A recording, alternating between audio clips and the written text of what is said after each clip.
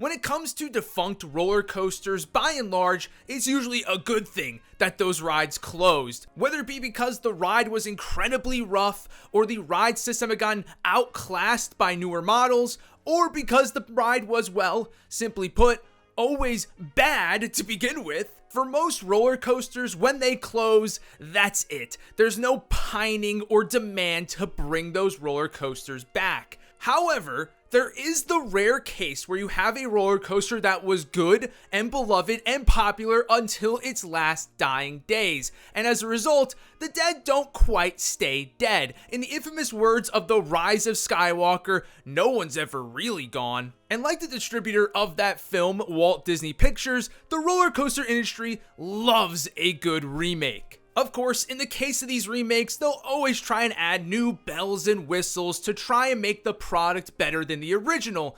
And sometimes this works, and sometimes, well, they come up a bit short of reaching that goal. But despite this trend, there is one roller coaster that will simply never be remade. No reboot, no spin-off, no prequels or sequels. This was a one-time, limited engagement, and that showing was for Dueling Dragons at Universal Orlando's Islands of Adventure. But this ride was not just a roller coaster, it was two roller coasters, two B&M inverted roller coasters that had their ride layouts intertwined and tangled within each other. And unlike other two roller coaster layouts before it, where they would simply be racing side by side, this ride featured several near-miss elements where the two coasters would be coming straight at each other, including the iconic vertical loops. You see, folks, given this ride's high level of intricacy, scale, and theming, there are only a few select members in the theme park industry currently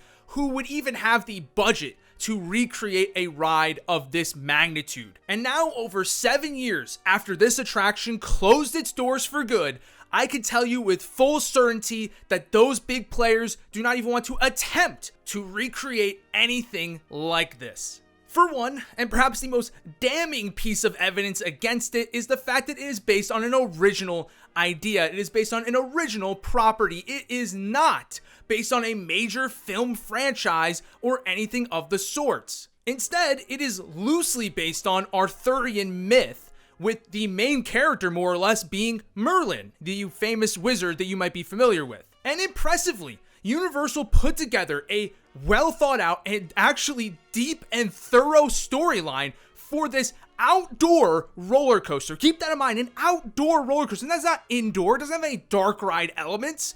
And yet, Universal established a deep storyline to go behind this ride that actually does impact the ride experience. As the story goes, there were two evil warlocks who have been battling each other basically since the beginning of time. We don't know why they're mad at each other. We don't know why they dislike each other. But if I had to guess, it's probably a prejudice thing, because one of them is Blizzrock, an ice warlock, and the other one is Pyrock, a fire warlock. So, ice and fire don't really get along too well, historically speaking. But the one guy between them who's been trying to play mediator throughout this whole beef is Merlin, right? He's been trying to hold both of them back, be like, hey man, chill out, all right? It's all good. But then one day, for some reason, he gets turned into a tree. I'm not even going to get into that lore. But for some reason, he gets turned into a tree. And then for some reason, the people who live in this town turn the tree into a restaurant. It just keeps getting weirder, folks. It does. But with Merlin out of the picture and now in tree form, what Blizzrock and Pyrock are now doing is they're going to get Merlin's spellbook. If they get their hands on that spellbook, they'll be all powerful and they can destroy the other one and take over this entire fantastical world. The problem for those two guys, though, is that Merlin, he's too smart for that. He put a curse on his book for those who tried to go ahead and get their grubby hands on it, and the curse turned both Blizzrock and Pyrock into dragons. Why did Merlin's curse not turn them into tree frogs? I don't know. For some reason, he felt the need to turn them into dragons. That wasn't the smartest move by Merlin, if you wanted to stop them from causing damage and hurting each other. But Okay, and now that these two warlocks are both dragons, sure, they can't use Merlin's spellbook, but they are now also these giant dragons that nobody can stop, who are just going to be causing damage as they continue to fight each other relentlessly. And now with Merlin back in the fold, somehow now not a tree anymore, he's now too powerless to be able to actually play mediator between these two because, you know, they're giant dragons. He can't very well do much to stop them. But because they are wreaking havoc and destroying the town, there are knights being sent in relentlessly to go ahead and try and stop them, but they are failing every step of the way. And this is where the cue and the theming really comes into play, because when you enter this castle, which is Merlin's former castle where he used to hang out, they destroyed that thing to bits.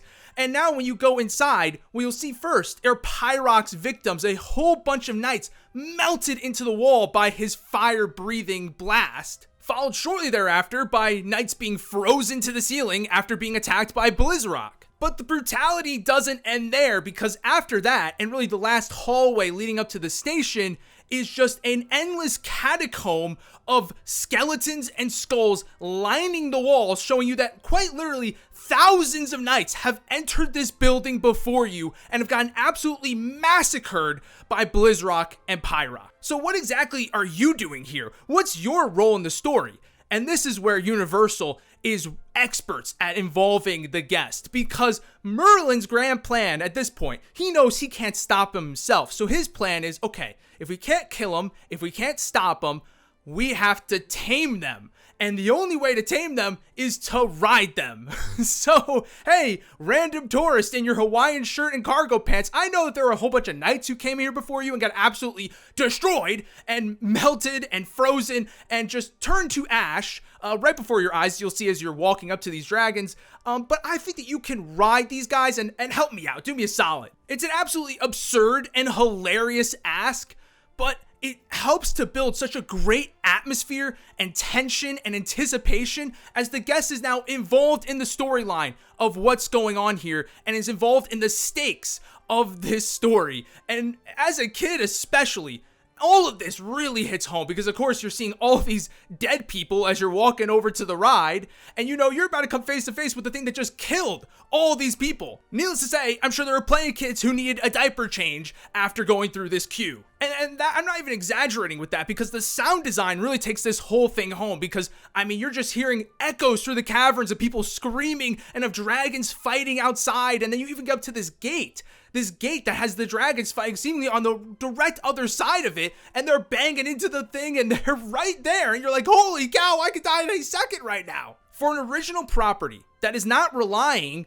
on any existing media to help establish the story here, it's incredibly detailed, and it's incredibly well communicated, even without directly telling the guests anything. Most of what I just said was told in this sort of pre-show movie on the stained glass windows at the very beginning of the indoor queue. The thing is, when you have two roller coasters of this size, the capacity is so good that even on its most popular days, nobody was waiting that far back in the queue. So most people never really even saw this pre-show, and yet the storyline at its core was so well communicated through the rest of the queue that you didn't even need that pre-show to know, oh yeah, these are some bad dragons that are killing a lot of people, and I'm about to hop on one of them. Oh boy. But that's the big problem right there, as far as, well, we'll never see a ride like Dueling Dragons ever again, is the fact that it is an original property that has such a detailed and elaborate story. They just don't do that anymore. I mean, original rides are already few and far between to come by now at Universal and Disney, but to imagine either of them or any similar player going ahead and developing this deep of a storyline with this level of theming for that attraction that's based on an original IP, I just can't imagine that would ever be in the cards for these companies today. But that's not the only knock against this, because once you get to the ride layout, the ride itself, after you've chosen thy fate and you've picked, do you want to ride Pyrock or Blizzrock, the bottom line here is that this ride layout is far too, well, let's just say problematic for a Universal or a Disney in the modern day to pursue. Of course, the ride started with these dual lift hills with Pyrock and Blizzrock taking off at the exact same time, allowing for your dueling journey to begin. And as established earlier, these layouts are not the same. They are not mirrored. They are different ride layouts for both sides, incentivizing guests to ride both sides, given the fact that they are indeed very different. For instance, Blizzrock featured some elements such as a 0G roll, a Cobra roll, and a corkscrew on top of course, that famous vertical loop.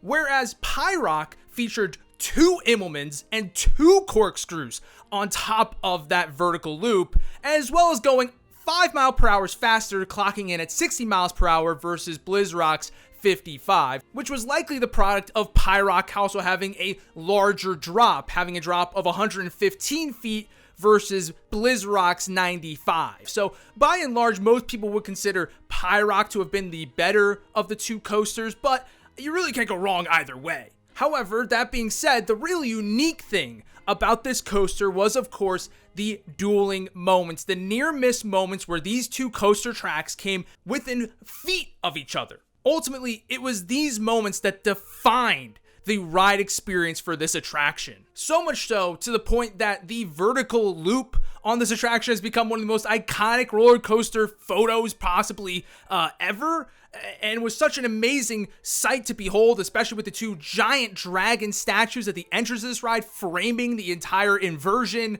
It's simply something that has not ever been even remotely close to being replicated as far as roller coaster iconography goes. But again, it's for good reason. I mean, when you have these 2 massive roller coasters, B&M roller coasters nonetheless, that are not cheap to build, mind you. They are some of the most expensive roller coasters you can build in the industry. These are both big layout, huge attraction roller coasters, and you're building 2 of them in a massive plot of land. That is not something that either Universal, Disney, or especially other theme parks who have the same amount of budget can even imagine to possibly offer up. To build something like this is a huge financial and land commitment in order to create something even remotely close to what Dueling Dragons had on the table. And as time has proven, it's a lot more financially rewarding and lucrative to just build one really good roller coaster as opposed to building 2 good dueling roller coasters next to each other. Of course, you're doubling your expense in doing so, and you're not doubling the reward by doing that. So there's just no way that anybody's in the market for building this massive of a scale of a dueling roller coaster today, right? Racing roller coasters are already somewhat of a dying breed. Whenever we see them, they're usually pretty small scale.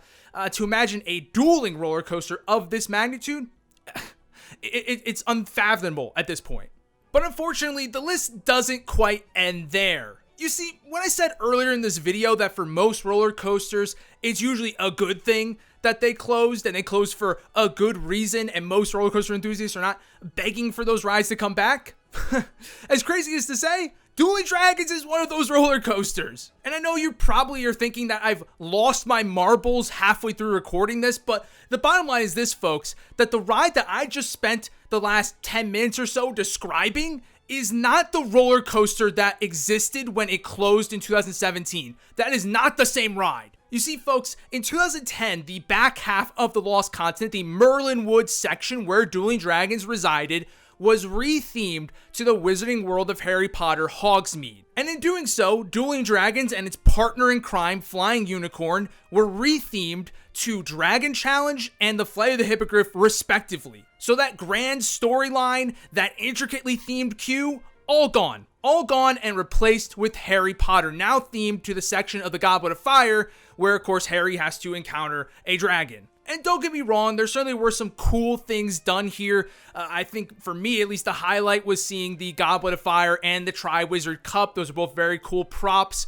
that were remade and recreated from the movies for this attraction, so that was neat. And it's funny, even with the Harry Potter theming, somehow it had less of a cohesive storyline than the original attraction. I don't know how that's possible, but that's what we ended up with, and it's hard to argue, really, that Dueling Dragons, now changed to Dragon Challenge, found itself in a lesser version of itself after being transformed to Harry Potter. But the worst was yet to come, folks, because in 2011, the iconic part of this attraction, the unique part about it, the main selling point for the ride experience, the dueling aspect, was ended. It was put to bed, it was put to rest, and retired for good. You see, folks, prior to this, some Mameluke brought a loose article onto the attraction, had it fall out of their pocket on the ride, and hit a rider on the other roller coaster track, resulting in serious injury and resulting in Universal to have to remove the dueling aspect. And now, technically speaking, they didn't have to remove it. They did add metal detectors to this ride that, of course, would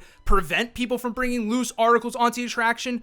But knowing that the ride was in its sort of dying days, given the fact that, of course, in the long run, Dueling Dragons was never going to remain a part of the Harry Potter section. It was just sort of a temporary band-aid on what was a new land. So Universal said, we're not going to really go ahead and fully address this issue, and we're just going to get rid of the dueling for its final days. We don't really care that much. And to be fair, I don't think they were completely wrong to do this, because attendance on the ride, even with the Wizarding World of Harry Potter bringing a whole lot more foot traffic to this attraction, its popularity was still really low throughout 2010. But once the dueling went away, this ride was pretty much a ghost town. It became an automatic walk-on any day of the week. Even though these two roller coasters are still pretty good, even on their own without the dueling aspect, without it, the ride lost its defining factor and ultimately lost all marketability, because that is what sold the ride. That's what people came onto the ride for, not for anything else, not for the theming, certainly not when it was